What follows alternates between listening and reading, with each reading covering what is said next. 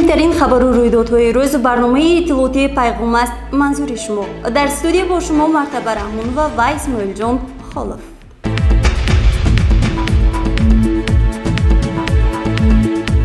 رئیس شهری پنجکند عبدالخالق خالقزاده در دوره سفری کاری خود از مؤسسه‌های تعلیمی، خواجگی‌های دهقانی و رفت کرمک پروری جماعت دهاتی چینار آشنا گردید. گزارش‌های اولین برنامه اطلاعاتی پیغام است در این باره. رئیس شهری پنجکند عبدالخالق خالقزاده به جماعت دهاتی چینار تشریف آورده با رفت کارهای آبادانی و سازندگی و ساختمان انشاءات گوناگون اجتماعی آشنا گردید. ضمن بازدید رئیس شهر با جریان ساختمان بینایی علاوگی مؤسسه تحصیلات میانه عمومی رقم 37 و حالت مؤسسه تحصیلات میانه عمومی رقم 39 آشنا گردید. با رئیس شهر اطلاع داده شد که مکتب 37 سال 1964 ساخته شده برای 200 نفر خواننده پیش بینی شده است. این زمان به طریق حشر 2 صنفخانه علاوگی بنیاد گردیده ایستاده است که مسئولین نقشه دارند تا موسم نوی خوانش به استفاده دهند. مؤسسه دارای 10 صنفخانه بوده 416 خواننده در آن تحصیل میکند که از آن 216 نفرش را دختران تشکیل میدهند. اثنای بازدید رئیس شهر با خوانندگان صحبت نموده به دانش آنها توجه ظاهر نمود.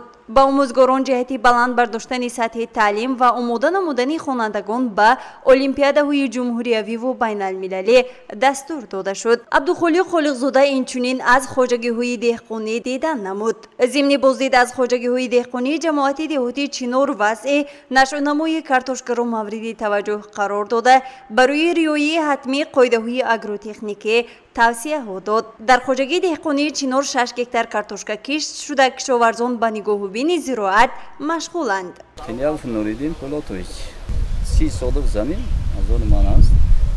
30 so'lik و 20 so'likаш به کارتوشکا کردگیم. اونگیش به همین سبزی همین چیزای کردگیم. همون زمین به کار میکنم. همچون اویلی خودم با همین زمین تامین میکنم. با زیادش به بازار میبرم. همین سال مهنت من بر وقتین کارتوشکا کوریدم. کارتوشکای مارچو اگر اینو قانچ میشد این وقت تیار میشد. من بالاش به پیلانگا زدم تیستا تیار شد. یعنی که حاضر همین میگیرم بعد از 2 ماه میکنیم. بعد از 2 ماه میکنیم خدا خواهد با مولوبا خواجگی با مکه‌ای میشد جوار میشد ان شاء الله خواجگی سال چین میشد آباد میشد. در ادامه سفر رئیس شهر با جریان ساختمان کارگاه دوزندگی در دهه نورستان که از جانب صاحبکار ذوق‌الدین جینقوف بنیاد میگردد شناس شد. بنا از 2 قبد عبارت بوده برای سرتراشخانه و نقطه سودا نیز شرایط فراهم آورده می شود. ساختمان انشاءات‌های مذکور در نزدیکترین فرصت به طور معاصر ساخته و به استفاده داده خواهد شد. گزارشی مرتبه رحمان و حسین صالحوف.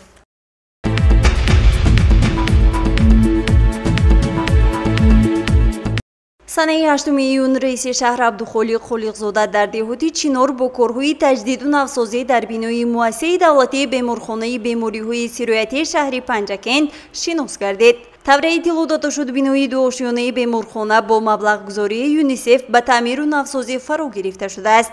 بینای مذکور سال 1976 عصر گذشته مورد بهره برداری قرار گرفته تا حال از تعمیر کلی برآورده نشده است.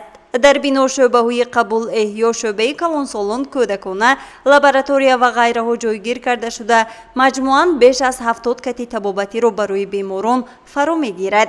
رئیس شهر پس از شناسایی با روند تدبیرهای آبادانی و سازندگی و کارهای تجدید و نوسازی جهت انجام دادن کارهای با صفت ساختمانی دستور سپارش داد. عبدالخالق خالقزاده همزمان با وضع خانه سلامتی دهه نورستان شناس شده به مسئولین برای سری وقت رسانیدن کمک طبی یک قطار دستورهای مشخص داد.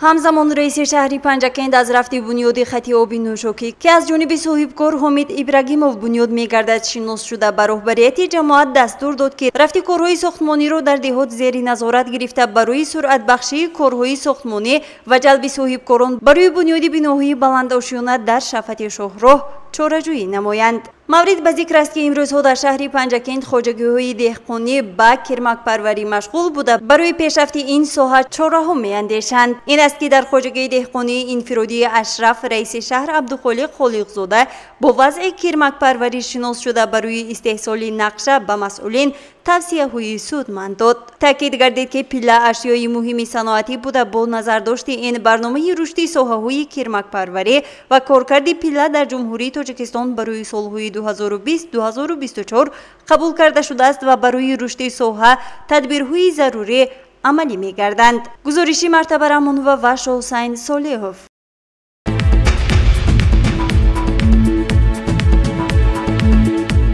бо мақсади шинос гардидан аз рафти корҳои саҳроӣ ва бунёдкориҳо раиси шаҳри Панҷакент Абдухолиқ Холиқзода ба ҷамоати деҳоти Саразм ташриф овард. гузоришҳои навбатии барномаи иттилоотии Пайғом аст. идомабахши ин мавзӯъ. бо мақсади шинос гардидан аз рафти корҳои саҳроӣ ва ҷараёни бунёдкориҳо раиси шаҳри Панҷакент Холиқзода Абдухолиқ ба ҷамоати деҳоти Саразм ташриф овард. нахуст раиси шаҳр дар ҷамоати деҳоти Саразм бо вазъи кирмакпарварӣ дар хоҷагии деҳқонии Нишонов шинос шуд. иттилоъ дода шуд ки 80 оила дар ҷамоати деҳоти Саразм ба кирмакпарварӣ машғул буда то ба имрӯз 60% ҷамъоварии пилла иҷро шудааст. раиси шаҳр зимни суҳбат бо кирмакпарварон ва саҳмгузориашон дар истеҳсоли пилла сухан гуфта таъкид намуд ки ҳар оилае ки меҳнат мекунад ҳатман подоши худро хоҳад гирифт. зимнан кирмакпарварони ҷамоат соли равон 126 қутти кирмак гирифта тибқи нақша бояд 4 тонна пилла истеҳсол намоянд. дар доираи сафари корӣ ба ҷамоати деҳоти Саразм раиси шаҳр Холиқзода Абдухолиқ собиқадори меҳнат Неъмат ва Хатичаро аёдат кард. Неъмат ва Хатича соли 1928 дар деҳаи камардашти ҷамоати деҳоти Саразм ба дунё омадааст. мавсуф дар соҳаи кишоварзӣ солҳои 1940-1980 фаъолият намуда барои меҳнатҳои шоён бо ордену медалҳо сарфароз гардонида шудааст. зимни суҳбат бо Хатича Неъмат ва раиси шаҳр таъкид кард ки бо дастуру ҳидоятҳои пешвои муаззами миллат муҳтарам Эмомалӣ Раҳмон ва раиси вилояти Суғд муҳтарам Раҷаббой Аҳмадзода мақомоти иҷроии маҳаллии ҳокимияти давлатии шаҳр ба ҳаёту фаъолияти собиқадорони меҳнат таваҷҷӯҳи хоса зоҳир карда роҳбарияти шаҳр мунтазам аз ҳоли пирони кор хабар мегирад. дар навбати худ собиқадори меҳнат Неъмат ва Хатича миннатдории худро барои дастгириву ғамхориҳои пайваста ба ҳукумати мамлакат баён дошт. дар ҷамоати деҳоти Саразм раиси шаҳр Холиқзода Абдухолиқ бо ҷараёни сохтмони бинои нави муассисаи таҳсилоти миёнаи умумии рақами 43 деҳаи Камар шинос гардид. иттилоъ дода шуд ки бинои муассиса соли 1966 барои 300 нафар хонанда дар Дубаст ба тариқи ҳашар сохта шудааст. айни замон дар мактаб 605 хонанда таҳсил мекунад ки 40 нафар омӯзгорон дарс медиҳанд. айни замон 4 синфхонаи иловагӣ бо дастгирии мақомоти иҷроии маҳаллии ҳокимияти давлатии шаҳри Панҷакент аз ҷониби соҳибкори маҳаллӣ Хайрулло Ҷаъфаров сохта шуда истодааст. раиси шаҳр ҷиҳати саривақт бо сифати баланд ба истифода додани синфхонаҳои иловагӣ ба масъулин тавсияҳои муфид дод. мавриди зикр аст ки дар муассиса 605 нафар таҳсил мекунанд. имсол 45 нафар хонандагон синфи 11-ро хатм карда 93 нафар ба таҳсил фаро гирифта мешаванд.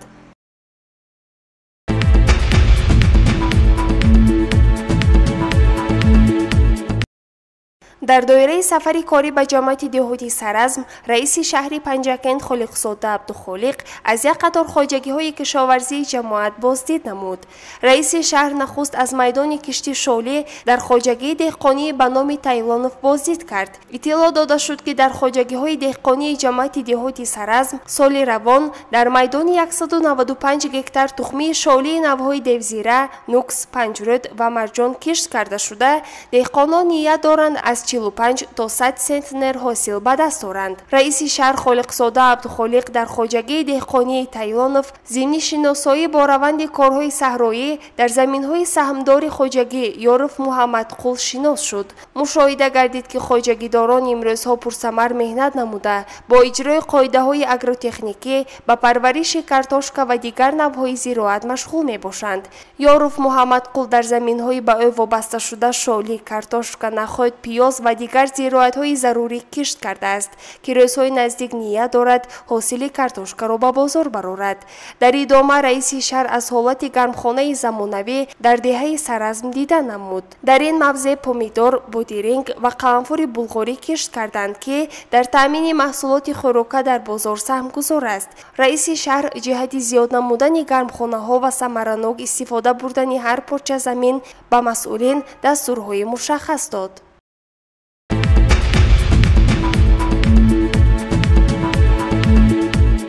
кишоварзони шаҳру деҳоти Панҷакент талош доранд то кишти шолиро беҳтар ба роҳ монда аз он ҳосили фаровон ба даст оранд. Таваҷҷӯҳ намоед дар ин бора ба мусоҳибаи мо. ман раиси хоҷагии кооперативи тухмипарварӣ ба номи Шамсиддин Назаров мебошам, Исроилу Баҳодур. дар хоҷагии кооперативи тухмипарварии Шамсиддин Назаров зиёда аз 75 гектар тухми шолӣ кишт кардагӣ мебошем. якчанд намуди тухми шолӣ мебошад, ки ин яке аз намудҳояш тухми панҷруд, нукс, девзира, узбек панҷ мегӯем ва як намуди дигареш баъд лазер мебошад. ҳамин наве ки ҳозир гуфта истодед, ин нави панҷруд мебошад. дар айни замон мо соли гузашта кишт кардагӣ будем. ҳосилнокиаш хело ки нақс ки мебошад ва биринҷи босифат мебошад. бинобар ҳамин имсол зиёда аз қариб 20 гектар заминаш кишт кардагим. дар охири ҳосил мегӯем ки чӣ хел ҳосилнокиаш баланд. соли гузашта нақс буд.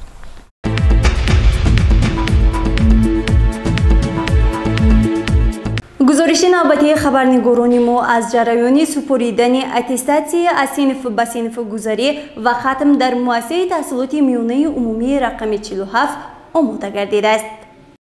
طبق فرمایش وزیر معارف و علم جمهوری تاجیکستان، امروزها در تمام مؤسسه‌های تعلیمی کشور اتستاسیای از صنف به صنف گذرانیدن و ختم صورت گرفته ایستاده است. در مؤسسه تحصیلات میانه عمومی رقم 47 380 نفر خوانندگان از استادان پرتجربه سبق میگیرند. مورد به ذکر است که بنای نوی سیاوشیانه مؤسسه تحصیلات میانه عمومی رقم 47 با دستگیری مقامات اجرایی محلی حاکمیت دولتی شهر پنجکند و مبلغ گذاری کارخانه مشترک زرافشان ساخته به استفاده داده شده است. این مؤسسه تعلیمی دارای شرایط‌های خوب و معاصر تعلیمی می باشد. سال جاری طالب علمان صنف 11 با 2 رویه، صنف 11A با رویه عمومی و صنف 11B با رویه طبیعی ریاضی مؤسسه را ختم می‌کند. آموزگار جوان و نوآور برهانوف نعمتجان برای آنکه ختم کنندگان با موفقیت اتستاسیا سپارند جدی تیاری دیده است. جریان اتستاسیا را دیرکتور مؤسسه قهار و صباحت نظارت می‌کند. در مؤسسه ما خوانندگان صنف 11 از فن آلgebra و خوانندگان صنف 10 از فن ادبیات اتستاسیای ختم و اصل‌گذرانی را سپرده شدند. امروز در مؤسسه نوبنیاد ما 41 نفر خوانندگان صنف 11 و 38 نفر خوانندگان صنف 9 را ختم کرده شدند که پس از یکشان وقت این خوانندگان اتستاسیا را با بهای خوب و اعلا سپرده جنبست نموده صاحب شهادتنامه و اتستات می‌گردند. من از نام ماموریت مؤسسه و از نام تمام کارمندان مؤسسه منتداری خود را به جناب عالی پرزیدنت کشورمان اساسگذار صلح و وحدت ملی محترم امام علی رحمان و رئیس ولایت صلح رجب احمدزاده و رئیس شهر پنجکند عبدالخالق خالقزاده رسانیده گفتنیم که با ما چون مؤسسه نوبنیاد را تقدیم نمودند و ما با همه این همکاری‌های دولت، همکاری‌های جناب عالی منتداری خود را بیان می‌کنیم و خوانندگانمان را در روحیه وطن دوستی، مهنت پرستی تربیت نموده کوشش می‌نماییم که تمام خوانندگان مؤسسه‌مان رفتار خوب نمونه‌ای داشته باشند. در رفت اتستاسیا از صنف به صنف گذراندن و ختم نمایندگان شعبه معارف حضور داشتند. باید قید کرد که 2 نفر ختم کننده مؤسسه پولاد و حکیمای و حبیب و صبرینه گیرندگان استیپندی پرزیدنتی می باشند و می خواهند تحصیل را در دانشگاه‌های عالی کشور ادامه دهند. хонандагони муассисаи таҳсилоти миёнаи умумии рақами 47 қаноатманд аз онанд ки аз моҳи майи соли ҷорӣ дар муассисаи таълимии навбунёд ҷараёни хонӣ сурат гирифт ва аттестатсияро дар ин ҷо месупоранд. Мо дар аттестатсия аз синф ба синф гузаронидан ва хатм ба толибилмон барор мехоҳем ва итминон дорем ки онҳо оянда пайрави созандагону ободгарони ватан мегарданд. гузориши Фирӯза Одилзода, Талабшод Тошев аз муассисаи таҳсилоти миёнаи умумии рақами 47.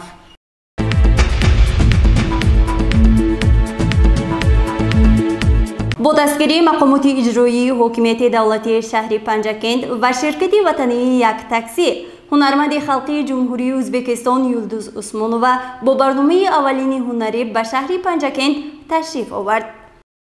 دوستی تاجیک و ازبک را با عباره دو شاخه یک درخت مانند کردن به سبب نیست، چون که درخت دوستی این دو خلق ادبیات دوست و فرهنگ پرور که از سرچشمه زیبای معرفت عصرها شاداب گردیده است، شروع از بهار سال 2018 با اقدام دو ابرمرد سیاست جهانی، اساسگزار صلح و وحدت ملی، پیشوای ملت، پرزیدنت جمهوری تاجیکستان محترم امام علی رحمان و پرزیدنت جمهوری ازبکستان محترم شوکت میرزیویف از نو سرسبز و شکوفا گردید. با چنین رشته دوستی و پایندگی سنه 9 ایون سال روان با ابتکار صاحبکار محلی و دستگیری مقامات اجرایی محلی حاکمیت دولتی شهر پنجکند و یک تاکسی در پنجکند، کنسرت با شکوه و خاطرمان هنرپیشه خلقی ازبکستان یلدوز عثمانووا در ورزشگاه مرکزی شهر پنجکند خوش و خاطرمان برگزار گردید که واقعاً مخلصان از شهر و دهات پنجکند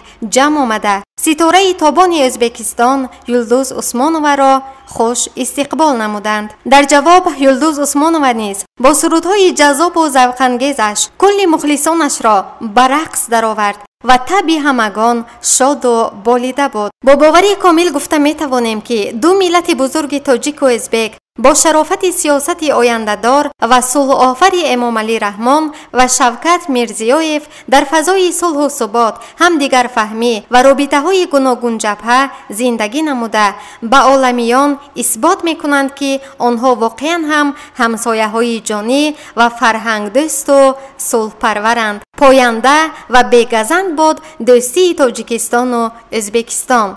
گزارش دلافروز حفیظ و طلبشاد تاشف از ورزشگاه مرکزی شهر پنجکند.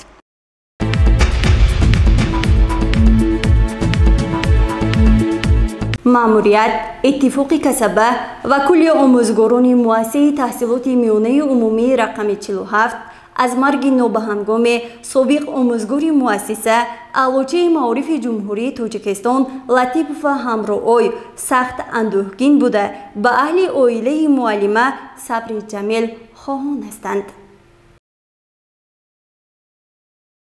تماشابینان عزیز، این بود اون همه گزارش و نویگری هایی که تا این ساعت به دست ما رسیده و ما اون رو منظور شما نمودیم. تا برنامه های دیگر خیر.